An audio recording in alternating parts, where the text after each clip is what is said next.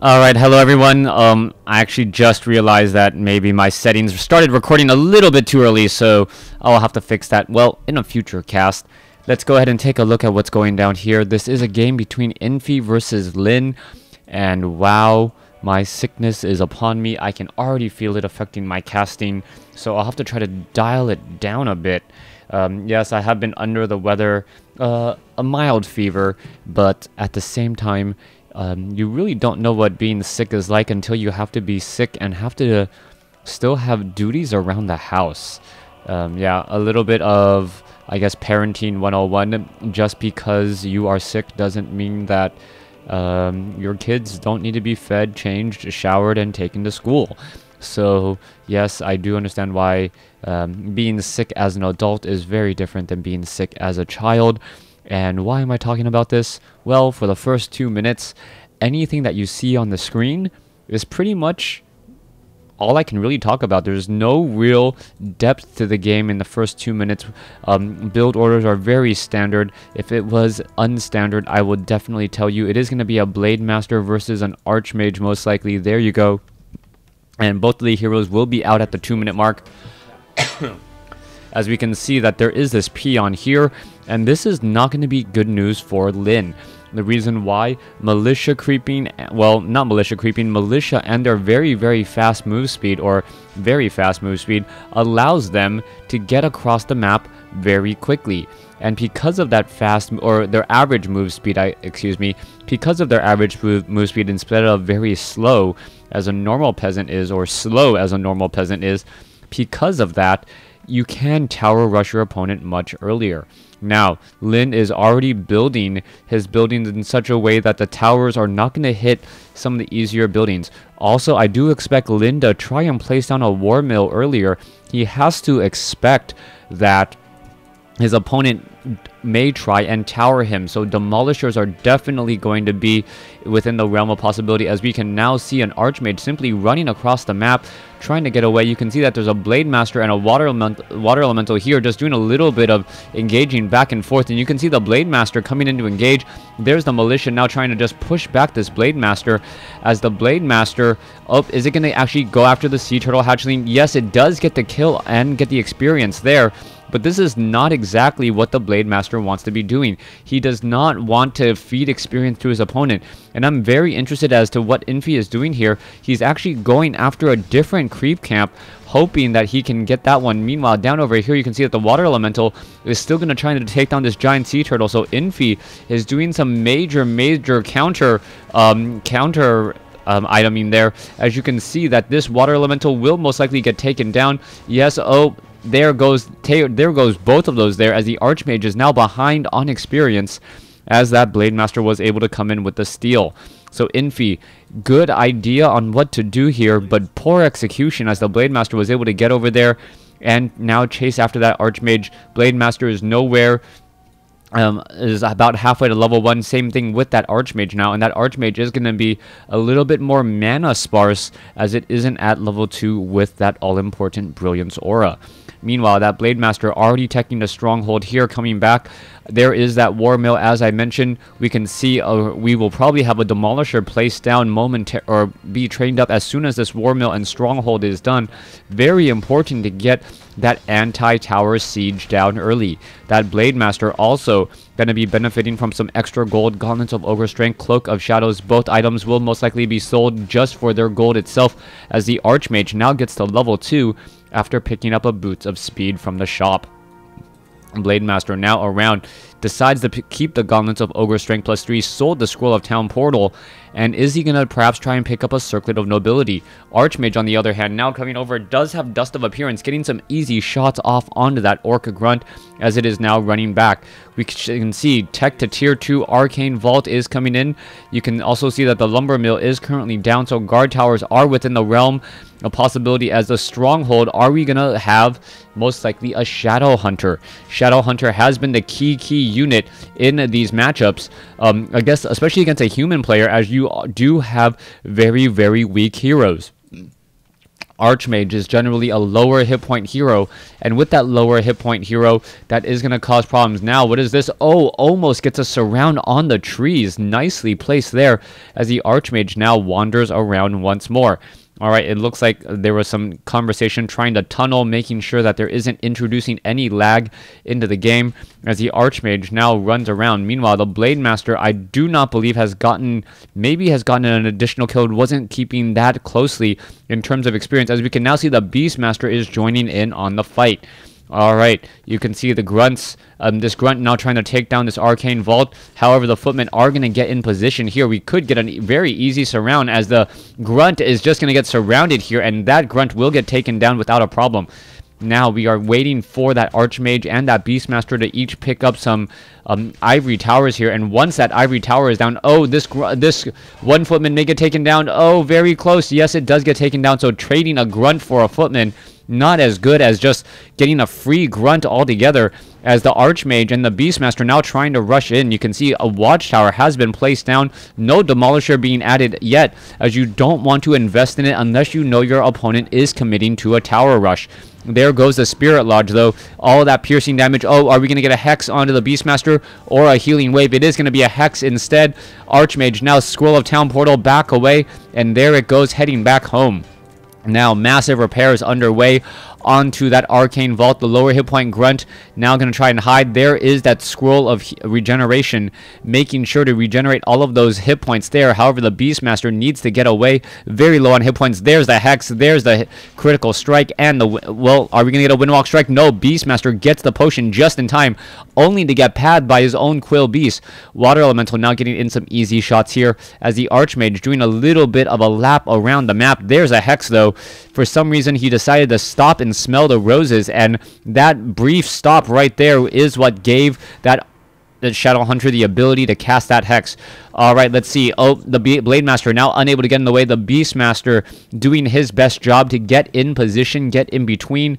That's exactly what a tankier hero as the Beastmaster should be doing, getting in the way, making sure the more fragile but more important Archmage does not fall down. All right, the summons now trying to make their way in, perhaps take down a Spirit Lodge as it's getting built once more. I believe there are too many hit points, though, and we are now going into Kodo Beast already, as the Grunt is just getting in some easy shots, or taking some easy shots from that Water Elemental. That Water Elemental now with that time life, still going to walk away. I walk away. There it goes, and he walks away without a problem. Ogre Warrior will get taken down. Another Ogre Warrior will fall as well. You can see a Scroll of Regeneration across multiple footmen. Going to keep everything alive. Pendant of Energy on the Beastmaster now. And that is going to be helpful, as he is very mana dependent, allowing the Archmage to really work some magic. Now, also a Potion of Invulnerability has been picked up by the Beastmaster, and I am assuming around the 10-minute mark in this game, we are going to see an attack. So far, though, the Beastmaster wants to get to level 2. Archmage wants to get to level 3. I don't know if we'll get to that point at this time, though. You can see Ring of Protection has been placed down. Beastmaster a little bit tankier. And once this Beastmaster gets to 2, he may want to decide to book it out of here. If he gets to 2, give that Archmage plenty of mana, or plenty of experience, for more mana and that more important level 2 Water Elemental. Blade Master wanders over a bit too close, is going to be forced to back off. Archmage currently sitting at 2, very close to 3. Clarity Potion now used. Beastmaster may pick up a Clarity Potion for himself as well. No, picks up some Ivory Towers for himself, and now here is that tower push. As I mentioned, we already have 5 towers in automatic construction from that Archmage. You can see that we are going into Berserker Strength for those grunts to get more hit points. And is this going to be a smart decision, or should Demolishers be added?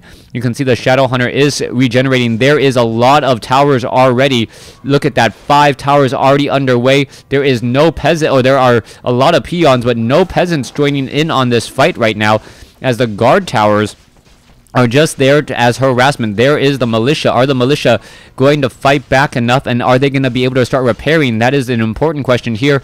The positioning does really favor Infi, though, in this game 1. There goes one tower. Another tower may get taken down. You can see that the Troll Headhunter is focusing down those guard towers very, very quickly. as the peasants are trying to repair, unable to repair any so far, but with so much slow across so many units, and also constantly repairing those guard towers, a lot of damage is being dealt to things that don't really matter. Alright, a grunt may get taken down. Archmage now sitting at level 3. A level 2 water elemental hits the field. And with level 2 water elementals and 1 guard tower and the majority of Lin's army without mana on those spirit walkers, that slow is simply going to dominate this fight here. Even the speed scroll only counter affects or overcomes the slow on the movement speed. It doesn't overcome the slow on the attack speed there, as the guard tower, this guard tower, scout tower, does get taken down. Alright, Blade Master still continuing this push. A lot of low hit points peons. There's a scroll of healing being used, and Shadow Hunter really benefiting. And if this guard tower goes down, I would still think that Infi still has the advantage there. The water elementals just need to go after the right units there. There goes 1 unit, and now just go after some of those peasants. Look at how low the hit point those peasants are, and they will at least stop getting in the way. Alright, come on, go after those peasants. Those peasants are just free experience right now. Beastmaster, oh, now that they are spirit, no, they are not spirit linked. Just gonna go ahead and continue that attack. A new guard tower or scout tower now being constructed, and now with so many peasants gone, I believe that is going to be the end. Alright, trying to take down more units. There goes another unit there. There's Dust of Appearance, but the Blade Master is hiding in the backfield, not going to get caught out of position there. And now more guard towers are being placed up. Alright, supply 36 over 50 compared to 43 over 48. The difference is even greater when you consider the amount of peons that were taken out here. So actually that would actually make a differences a lot less. What's going on? Where are the rest of the units? There is a raider now being trained. There's a Kodo beast. Meanwhile, the Archmage and the Beastmaster with triple guard towers and a whole bunch of units, a whole bunch of casters now ready to engage. There's that guard tower. It is going to get focused down rather easily. There it goes. The raiders now making their way over. It looks as though another one is going to get canceled. But you remember, every time these raiders and the Blade Master goes after these scout towers, that is still essentially 300 hit points being absorbed on something that isn't doing any damage. Sorceress continuing to focus fire. It looks like a lot of healing wave going down. This is a war of attrition. Both sides losing a little bit of units over time, but whoever loses more units quickly should end up losing. So far, it looks as though the Blade Master able to take down another unit there. The casters need to back off. Yes, they are currently full hit points, but they do not stand up against the blade of that Blade Master, dealing 147 damage critical strike. Does tend to put a hamper on things there, as we are looking at the Blade Master going after that water elemental. Alright, 153 point strike off there, as we are now looking to continue this push. Blade Master with level 2, I believe, critical strike for triple the damage. Otherwise, I'm not quite sure how he got up to 143. We are looking at the Raiders now just charging in and going after these units. And Lin is making this fight and this push look extremely easy. But now that we're also adding in Spellbreakers, things may become more difficult again. Alright, Beastmaster, are we going to perhaps transfer the Potion of Lesser Invulnerability? Yes, we are, and there it is. There it's being quaffed. And now that Beastmaster will stay alive, and with the help of some priest, will be able to stick around a little while longer, as the priests are able to heal up that Beastmaster back up to 350 some odd hit points. A water elemental now making its way in there, trying to take down the Kodo beast, as the Kodo beast is chomping on a Spellbreaker and also is unarmored, taking the most amount of damage from that water elemental and those Quill beasts. Alright, Blade Master still walking away there. You can see the sorceress are coming in. It looks like the Voodoo Lounge may get taken down. The barracks may fall as well. And now all we can really hope for Lin is that he can regroup, recover with a couple of scrolls of healing, and really make a stand out or inside his base. Lin loses the Voodoo Lounge. That is going to hurt. What's next? A couple of orc burrows. There goes an orc burrow. If another orc burrow goes down, that is going to be problematic, as now there you have it. The major army now coming in from the side. Peasant unable to build up that scout tower any longer, as that Blade Master is still running away. Beastmaster getting ensnared here. There's a healing scroll. Water elemental now being dropped down, as both sides are continuing the fight. There is that disenchant once more.